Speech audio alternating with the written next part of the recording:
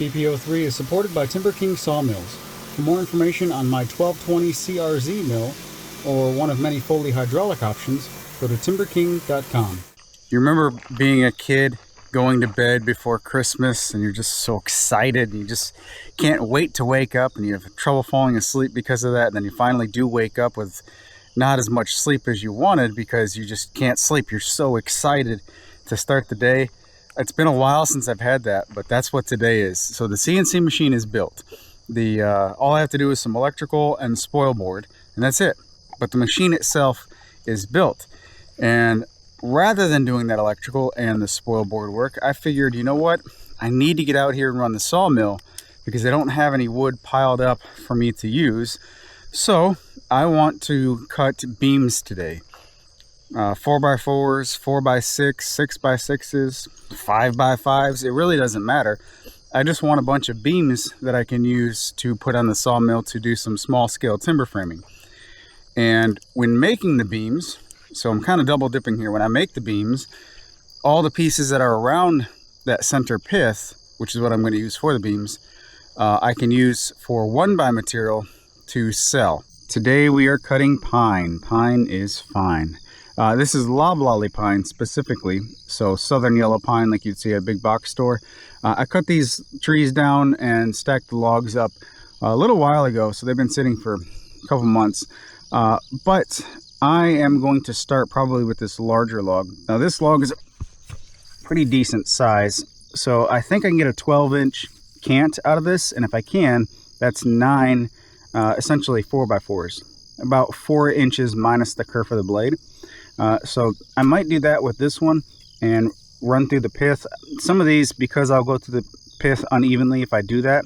Actually, if I do a 12x12 cant, then that's a grid of 9, so the center one should still be somewhat on the pith, and that should be a pretty stable material. But typically the post or the beam comes out of the center pith for stability reasons, but I may end up getting a lot out of that big one, and then probably all these smaller ones. I don't know how many I can get to today, but probably the smaller ones will just be 1 beam and 1x material off the top. And I say I don't know how many I can get to today because today is going to be hot. The entire eastern United States is going through a heat wave. So after 11 o'clock in the morning, time to go inside. We're getting started today at, what time is it? It is 6:40. No, it's not 6:45. That's my normal alarm. It's 6:20 in the morning. We're getting started, and because it is hot and I want to get as much as I can done, probably not going to talk much at all.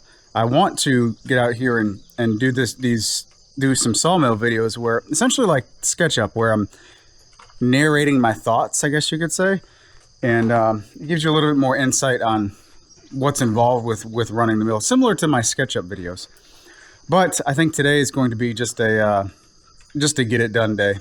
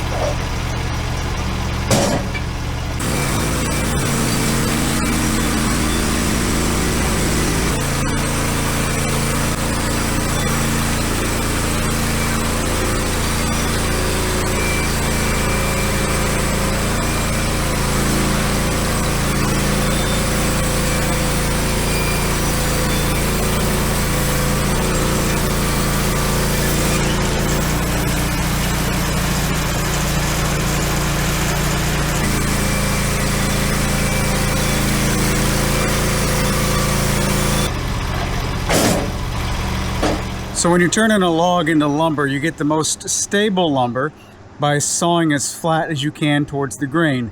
So that typically means you take a piece or two off one side, rotate it, take a piece or two off, rotate it, piece or two off, rotate it, and you work your way down the log, and that'll give you the most stable material. But like I said, I was trying to get a bunch of beams out of this first one, and it didn't really work out that well. I just quit recording and just kept cutting. So I got the 9 beams out of the log that I wanted. These are not quite all symmetrical, and that's okay. I knew that, like I said, when you don't follow the correct milling techniques, all those stresses get released into one big chunk rather than being incrementally released out of all the boards. So this one's, whoo, buddy, that's a banana. And that's okay, because while these irregular shaped beams are not great beams, there are a lot of great components in those beams. So I wanted a stack like this that I could use to cut out some smaller sections and smaller pieces, you know, like knee braces, some small horizontal connector pieces. So yeah, that looks that looks depressing. Also, there's way too many knots in this log. This log had a lot of knots, and it was a little deceiving when it was in the log pile at how straight the log was, because as soon as I put it on there, I thought, oh man, this is probably gonna go haywire. It did, but like I said, it's okay. Sometimes you can break the rules if you understand the outcome. These are not good beams, but there's a lot of good components that will come from these beams.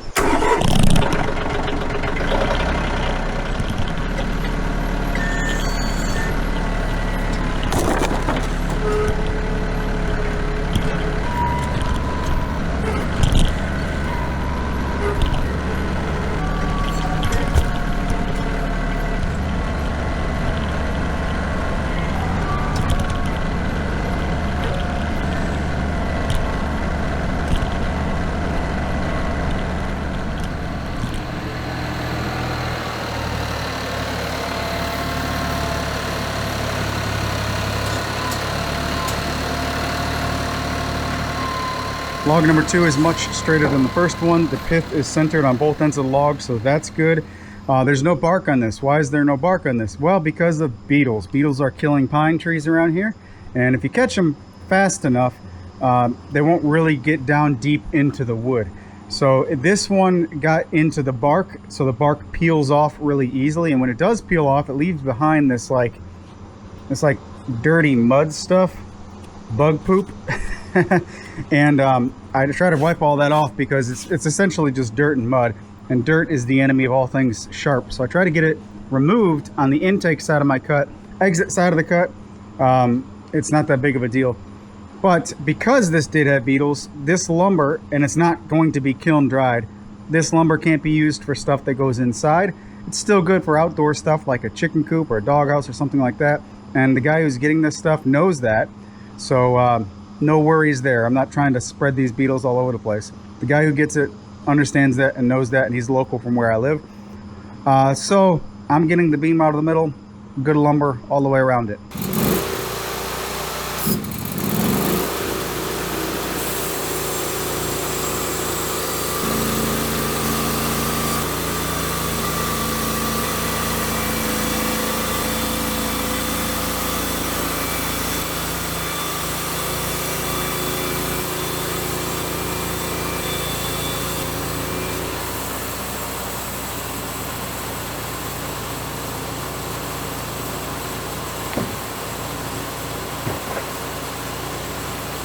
Hot day indeed. Today was one of the hottest days of the year for us.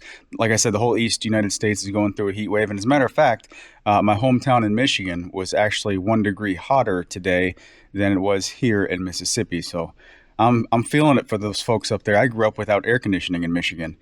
It's a hot one out there. I wanted to get 6+ logs cut today, however many we could get. I only got 5.